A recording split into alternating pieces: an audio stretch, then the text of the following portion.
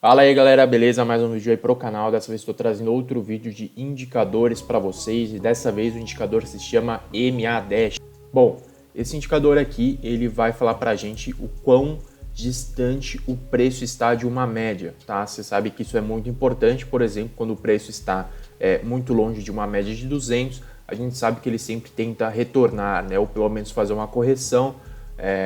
Tem médias muito famosas aí também, como médias de 21 e 42 períodos, que a gente sabe que o preço não fica muito longe delas, né? Então ele sempre faz uma correção para buscar essas médias, ou até mesmo para você identificar quando o par está muito forte ou muito fraco, né? Então a gente consegue utilizar as médias também para isso, né? Então se o preço está muito distante de uma determinada média, ele está com uma força muito grande, né? Então a gente consegue fazer também essa leitura aí de fluxo a partir das médias, tá? E aí é justamente isso que esse indicador vai fazer para a gente, tá? Ele vai dar todas essas informações de uma forma um pouco mais mastigada, digamos assim, tá? Então, primeiro a gente está vendo aqui esses quadrantes, tá? Eles são separados por par, então USD, JPY, GBP, Euro, CHF, CAD, AUD e NZD, tá? E dentro de cada quadrante a gente tem todos os pares disponíveis para se operar naquele par base, tá? Aqui no caso o USD, então a gente tem aqui o USD-CHF, o USD-JPY, o USD-CAD e assim por diante, tá? Então, aqui no caso ele está setado com uma média de 37, vem por padrão essa média, mas você consegue tranquilamente mudar isso, tampouco os time frames, tá? Então a gente está vendo aqui M1, M5, M15, M30 e H1, mas você também pode fazer essa alteração, tá?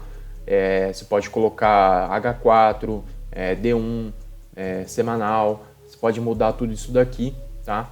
E aqui a gente vai ter essa mesma informação, tá? Separada por par base, beleza? De uma forma um pouco mais visual, né? Então a gente está vendo aqui CAD, por exemplo, o CAD em M1, M5 e M15 está com uma força muito grande porque ele está muito longe, digamos assim, dessa média, tá? Da mesma forma, ao contrário, a gente está vendo aqui o USD está com ele está operando abaixo da média de 37, né? Ou seja, ele está em uma tendência de queda, está entrando um fluxo vendedor, e aí a gente vai fazer os nossos trades baseado nessa informação, tá? Então a ideia é que a gente compre pares fortes, tá? Por exemplo, o CAD, e venda pares fracos, como o USD, tá? Então a gente venderia, por exemplo, o USD-CAD, porque a gente em tese estaria apostando numa força de CAD, tá? E em uma baixa de USD, beleza?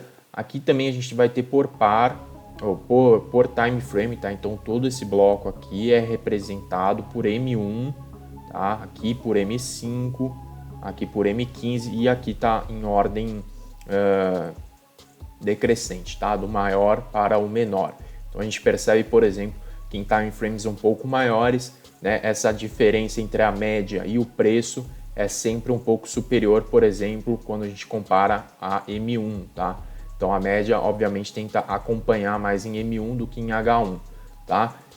E isso consecutivamente, tá? Então se você colocar aqui um H4 e um D1, você vai ver que esse valor aqui vai sempre aumentando, tá? Então ele também tem aqui uma parte de alertas que vira e mexe, vai aparecer aqui recomendações de compras ou de vendas baseado em todos esses números, tá? Mas isso aqui é muito importante também para você sempre ficar de olho, por exemplo, para fazer um trade, você quer ver o fluxo, se esse par, né, se esse par base está com uma força muito grande, se ele está com uma força muito fraca, então é muito interessante, tá? Aqui já expliquei, mas vou explicar um pouquinho mais.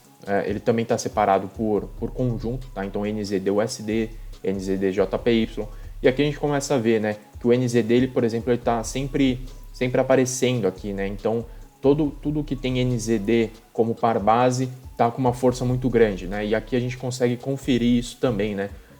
Você vê que o quadro está quase totalmente verde, né? E aqui embaixo, não sei se eu cheguei a comentar, mas ele faz como se fosse uma média, tá? De tudo acima, tá? Ele faz como se fosse uma média derivada aí, para a gente ter essa informação um pouco mais mastigada, beleza? Ó, galera, também só passando aqui rapidinho com vocês, nas configurações, tá? Então a gente tem aqui separado por blocos de time frame, tá? Bloco 1, bloco 2, bloco 3, bloco 4 e o bloco 5, tá? E aí o 6 ele tá aqui desativado, vocês estão vendo aqui, tá? Então se você quiser adicionar um novo bloco, por exemplo, com H4, você vem aqui e muda isso aqui para H4, tá? Ele vai até o mensal, mas não acho que precise de tudo isso. Inclusive, você pode alterar aqui a média. Lembra que eu falei da média de 37? Você pode alterar por aqui, inclusive o método, tá? Então, se você quiser uma simples, uma exponencial, por exemplo, você pode fazer essa alteração. E ele ainda te dá a chance de trabalhar aí com essa distância, né, diferente. Então, você quer ver, por exemplo, a distância do M1 na média de 37, mas aqui do M5 você já quer ver na média de 200, tá? Então você vem aqui e muda isso aqui para 200, você já vai ter o M5 aqui no fundo, tá? Com os valores de 200 períodos aí de média, tá? No mais ele tem aqui 7 blocos, perdão, você consegue adicionar bastante coisa aí, e você tem aqui algumas configurações geral, tá? Seja com relação ao gráfico, se você quiser diminuir ou aumentar esses blocos, tá? E tudo mais, beleza?